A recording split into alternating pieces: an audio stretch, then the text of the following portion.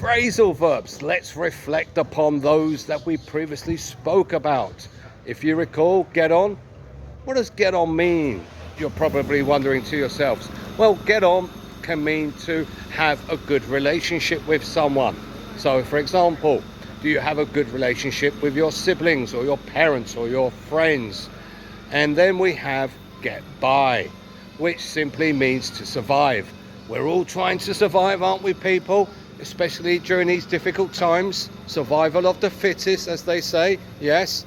And then we have, for example, look up, which can mean various things. It could mean that something is improving, i.e. the weather or the economy, etc. We can also look up somebody if they have relocated to another place, or we can also use look up to locate something in a dictionary, for example.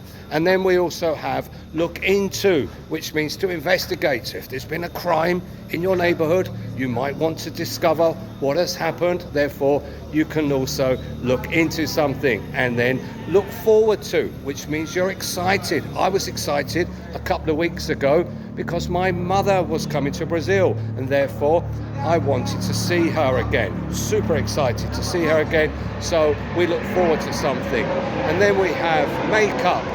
Now, makeup can mean different things. For example, if you have had a bad relationship with someone over a period of time and then you get back together again, then you can make up, which is fantastic, isn't it? You know, you become friends again. How cool is that? Or let's say you're late for work and you've overslept, but you don't want to tell your boss you've been a naughty boy or girl and that you've overslept because you were out last night doing something that you shouldn't have been on a school night, I hear you say. Terrible. So you want to make up a story, which means to invent something.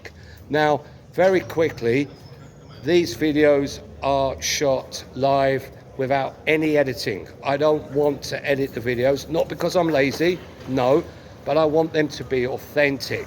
I want you to see how life really is. So you're going to get noises in the background. You're going to get to see things that you may not want to see.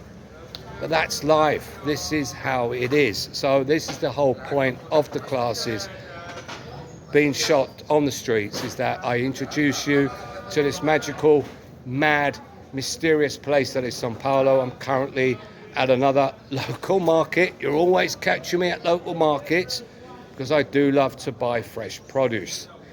So that's enough for now. Ciao for ciao.